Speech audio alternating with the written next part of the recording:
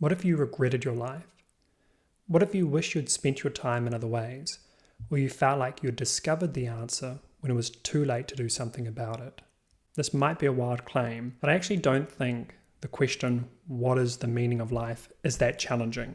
The question can seem very big, serious and important and daunting for many people, and for a time I was consumed with finding the answer for myself. Is life meaningless? First, we need to dissolve the idea that life could be meaningless, because it's clearly not. There are some people who have studied the philosophy of nihilism, and they come to the conclusion that because life is impermanent, it is also inherently meaningless. These people can become a drag to be around because they completely ignore the possibilities of life. Nihilists often pride themselves as intellectually superior because they believe they're the only ones living with integrity. But this, of course, is not true at all. Nihilistic philosophy is quite a simple theory that you don't have to be especially intelligent to grasp. I've said it before and I'll say it again. Nihilism is stupid, but really, the consequences of this way of thinking are better described as dangerous. There is a very real difference between a world that is the conditions of suffering and a world that is the conditions of peace. Don't fool yourself into thinking that your actions are free of consequences, because the consequences of acting like life is meaningless is very likely to harm others. Life is very meaningful. In fact, we're trapped in meaning. We can't help but interpret meaning and feel the results in every moment of our life. Even to ask, what is the meaning of life, is to derive meaning. If we get our act together and create the most wonderful conditions for future beings, there is untold amounts of good that may come. Might the future be worth it? It may even be enough to ask. Some people say the answer to meaning is to reduce suffering, that the meaning of life couldn't be to suffer. These people spend their lives doing charitable deeds. Others have decided to explore the different qualities of consciousness, finding fulfillment in love, art, knowledge, and the endless possibilities of experience.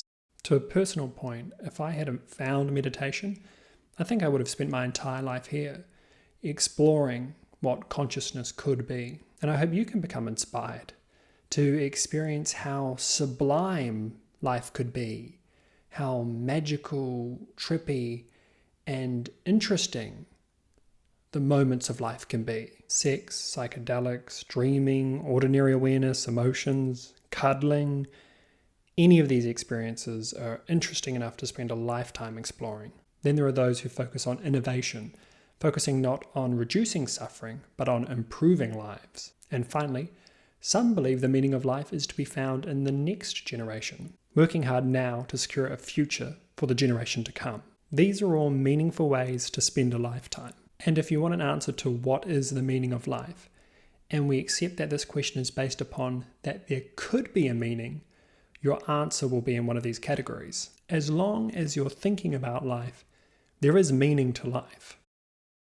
The measure of everything is the quality of consciousness. Asking what is the meaning of life might mean searching for an ultimate value. Now, I don't want to make a claim about what that ultimate value is, because I can't, but I do know the measure of that value has to be something to do with consciousness. One of the things you at least have to do is improve the quality of your life and others, regardless of your questions about meaning. I believe you must escape suffering and create the life you dream of, in balance and as effectively as you can, whilst also helping and supporting others to do the same.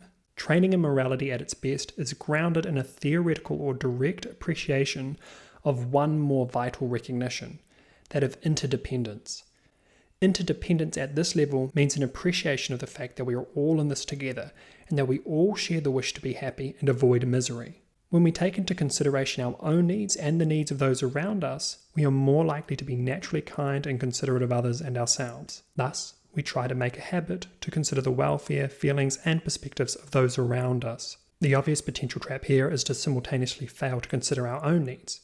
Work on balancing both in a way that is sustainable and healthy. But please don't regret it. I used to be really consumed with this question, what is the meaning of life? And I was really concerned that I might be living wrongly. But now when I can think about it logically, regrets do not make sense, You can't make a decision before you're ready to make it. You can't know what you don't know already. Ignorance is not your fault. Move forward with compassion. Keep meditating. Reflect on every moment. And one day you'll get there.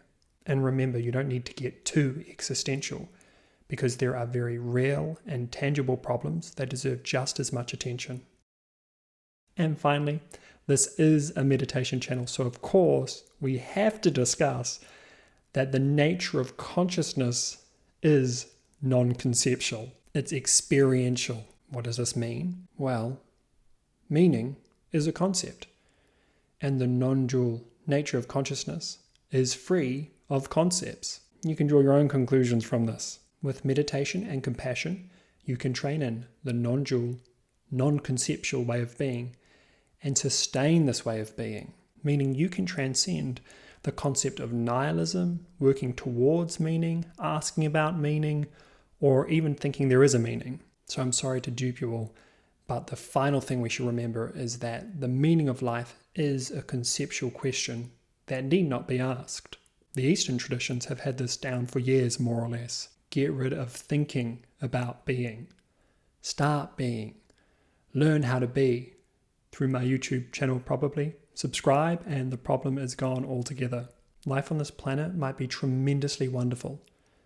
But right now, it really requires that we show up to make it that way. Meaning and conduct are big topics, and there's been a lot of thought put into it over the centuries. But I actually think with the progress of philosophy and the internet, if you choose to scratch the surface, you are in the best position anyone has ever really been in to orient yourself on this topic. Rosie Braidotti has a lot to say about this unique time we occupy.